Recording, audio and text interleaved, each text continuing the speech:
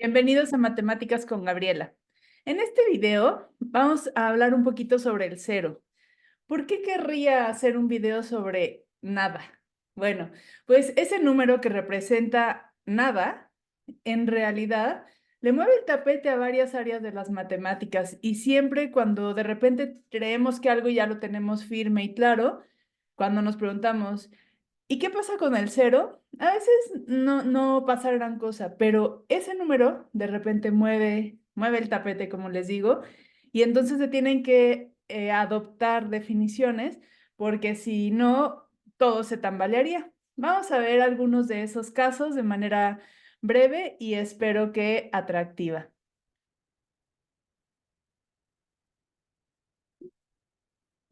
Muy bien.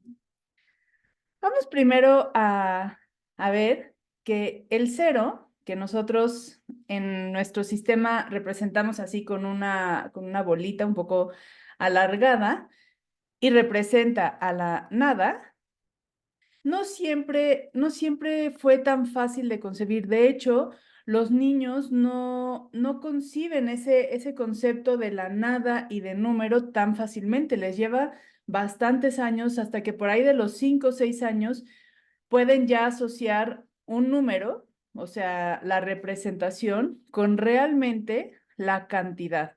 Muchos niños pueden desde muy tempranas edades contar hasta números muy grandes, pueden 25, 100 incluso, pero eso no significa que realmente en su mente haya el concepto de 25 cosas, ¿no? Aquí, en este caso. Y el concepto en particular de la nada parece para nosotros, que estamos acostumbrados además en nuestro sistema decimal a tener un sentido, a que decimos, bueno, en el lugar de las unidades no hay nada, pero para el niño, o sea, si es difícil conceptualizar el hecho de asociar un número, que es un concepto muy abstracto, con una cantidad precisa, pues mucho más cuando queremos que asocie el cero a nada, o sea, no puede ni siquiera agarrarlo. Dos puede agarrar dos plumas, por ejemplo, ¿no? Aquí están. Al final, así va construyendo el concepto de número. Pero cuando no hay nada, es todavía más difícil. Eso lleva realmente todo un proceso mental.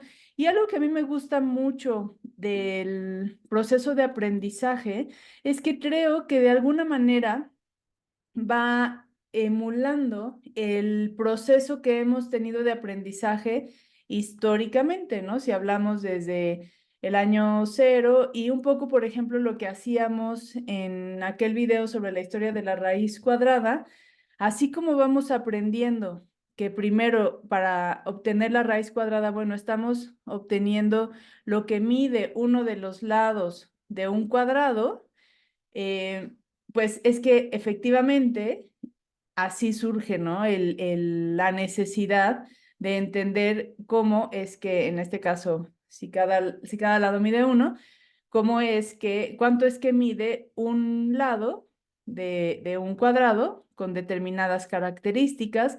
Y después, bueno, ese mismo pensamiento va evolucionando con los números y entonces surge la cuestión de si un cuadrado puede ser positivo, negativo, las funciones.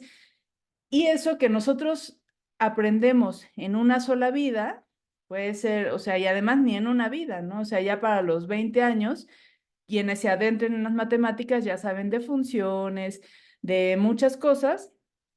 En realidad, desde el año cero hasta los 20 años, vamos pasando por todas estas etapas que de manera histórica y que en aquel entonces pues era una vida entera, muchas vidas enteras que se quedaban en esta parte concreta, después siglos para llegar al análisis, al álgebra, etcétera, ¿no? Entonces, esa manera de aprender que tenemos en una sola vida va simulando el aprendizaje que hemos tenido también como humanidad. Y eso mismo pasa con el cero. Si vemos, por ejemplo, sistemas numéricos como el egipcio o el romano, que ya voy a hacer videos específicamente de cada uno de esos sistemas de numeración, ellos, por ejemplo, para decir 3000, 503, o sea, ellos no usan aquí un símbolo que denote el cero. Ellos simplemente tienen símbolos para cada nuevo número y entonces de repente, pues tienen que escribir, por ejemplo, 3,800, entonces o sea, van sumando 1,000 más 1,000 más 500 más 100 más 100, 70 es 50 más 10 más 10 más 5 más 1 más 1 más 1. Todo eso es 3,878.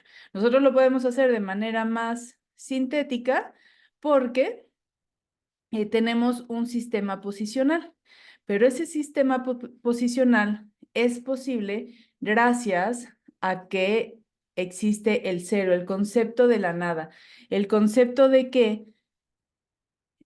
para escribir estos 3,000 ya no necesito ni un símbolo en particular que represente al 3,000, ni mucho menos sumar 3,000 simbolitos, sino que nada más basta que ese 3 lo ponga en el cuarto lugar posicional, donde los demás, si yo les pongo 0, quiere decir que hay 0 unidades, 0 decenas, 0 centenas y 3 unidades de millar, y por eso esto denota 3,000. Pero como les digo, no es tan fácil. Nosotros lo vemos automático porque ya crecimos, nacimos y hemos sido educados en este sistema, pero no es tan fácil. Los sistemas antiguos, como el egipcio, el romano, no tenían un cero. Los primeros que sí ya lo llegan a tener, pues son, por ejemplo, las culturas mayas, y en general las americanas antes de la llegada de los españoles, donde ellos ya usaban el símbolo del caracol como representación del cero. Ellos no tenían un sistema decimal, sino un sistema vigesimal, que quiere decir que va de 20 en 20, también lo explicaré en su momento, pero ya conceptualizan el cero. Eso es un gran paso, porque la escritura y el concepto en general de números se vuelve mucho más eficiente y permite muchos más avances. Ahora, respecto a, por ejemplo, cosas que sabemos hacer o que ya hemos hecho incluso en estos videos, vamos a ver, por ejemplo, qué pasa con la división con el cero. Si decimos, quiero dividir 0 cosas entre 4 niños, pues decimos, pues a cada quien le va a tocar 0, ¿no? Es como muy intuitivo. Bueno, ahí no hay problema. Entonces, 0. Y si lo quiero dividir entre 8, pues también les va a tocar 0. Y si lo quiero dividir entre 10,000, pues también les va a tocar 0. O sea, si no tengo nada, esto al final es nada. A cada quien, pues le toca nada. No hay nada que te pueda repartir. Ah, bueno, pues entonces, ¿qué pasa si yo más bien reparto 4 entre 0? Ahí ya nos metemos en un problema. Esto ya no decimos que es 0, que es también un error común. Esto resulta que además no nada más no es 0, sino que además es infinito. ¿Cómo que es infinito, no? Eso de repente nos rompe la cabeza. Este es un video que amerita, más bien un tema que amerita un video por sí mismo. Lo voy a hacer ya pronto. Pero sí, dividir entre 0 no es posible, es infinito, o se puede decir que es indefinido, ¿no? Em, por ejemplo. Ahora, otra curiosidad, digamos, del cero es en relación a las potencias. Por ejemplo, ya sabemos, si tienes duda puedes revisar los videos que he hecho al respecto, que 0 a cualquier potencia pues es 0, ¿no? Porque, digamos, 0 a la 5, pues es 0 por 0 por 0 por 0 por 0, y multiplicar por 0, pues siempre me va a dar 0, porque 0, 0 veces, pues es 0. Al final, 0 a cualquier potencia es 0. Esta es la explicación. Pero, y bueno, también sabemos que cualquier número elevado a la 0 es 1. Eso también ya lo expliqué rápidamente. Si tenemos, por ejemplo, n a la 5, entre n a la 5, pues esto es n a la 5 menos 5. Eso es igual a n a la 0, pero también n a la 5 es, entre n a la 5 es 1. Estoy dividiendo un número entre sí mismo, eso me da 1. Bueno, muy bien, ya sabemos esas dos cosas. Pero, ¿qué pasa cuando tenemos 0 a la 0? Aquí ya nos metemos en un problema, ¿no? Porque si nos ajustamos a la definición de elevar a la 0, bueno, esto podría ser 1. Si nos ajustamos a que 0 a cualquier número, pues entonces perdón, es 0, pues entonces esto debería ser 0. Pero además, en algunas áreas de las matemáticas se dice que no es ni 1 ni 0, sino que más bien es indefinido. Esto de alguna manera podríamos también pensarlo como, pues sí, porque 0 a la 5 entre 0 a la 5, que es 0 a la 0, pero resulta que estoy dividiendo entre 0 y dividir a la 0 es indefinido, entonces más bien nos vamos a que es indefinido. Sin embargo, aquí hay una discusión, o quizá no una discusión, sino simplemente en álgebra se suele tomar la definición de elevar a la 0. Entonces dice 0 a la 0 es 1, porque por definición ya llegamos a que todo número elevado a la 0 va a ser 1. Pero quienes se dedican más al análisis, al cálculo, que tiene que ver con límite de funciones, que aquí sería el límite de una función f elevado a otra función g, donde f y g tienden a 0. Eso tampoco lo voy a explicar en este video, pero entonces aquí se indefine, ¿no? Bueno, se le puede llamar infinito o simplemente indefinido. Entonces, y ambas se pueden usar. La que definitivamente no se acepta es 0. 0 a la 0 no es 0. Puede ser 1, puede ser indefinido, dependiendo si estamos trabajando en álgebra o si estamos trabajando en análisis o en cálculo.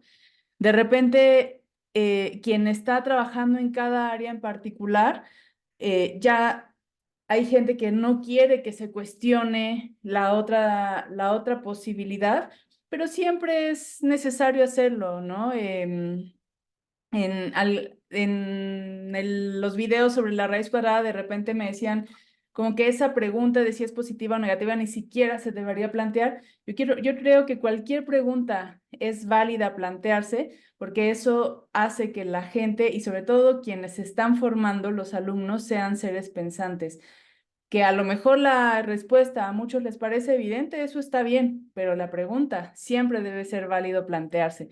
Otra pregunta que se suele hacer es si 0 es par o impar. Y bueno, pues aquí sabemos que los números pares son todos aquellos que se obtienen multiplicando otro número por 2, o dicho de otra manera, que si multiplicamos el número entre 2, el residuo es 0. Y en este caso, pues 0 satisface la definición de que si dividimos 0 entre 2 es 0 y el residuo es 0. Entonces, aquí no hay discusión, 0 es par. Pero eso es lo interesante, que con el 0 nos surgen todas las preguntas. Bueno, ya tenemos esto, ¿y qué pasa con el 0? Y ya tenemos lo otro, ¿y qué pasa con el 0? Algo también súper interesante que vamos a ver más a profundidad cuando veamos todos los conjuntos de números, es que, bueno, el 0 también se representa con este símbolo que es el conjunto vacío. Conjunto vacío. Sin embargo, cuando tenemos un conjunto cuyo elemento es el conjunto vacío, esto ya no es el conjunto vacío, esto ya tiene un elemento. Esto ya es un conjunto con un elemento que resulta ser el conjunto vacío, pero es un elemento. Entonces, esto da origen al 1. Y entonces es muy interesante también saber que el 0, a pesar de ser la nada, da origen a todos los números.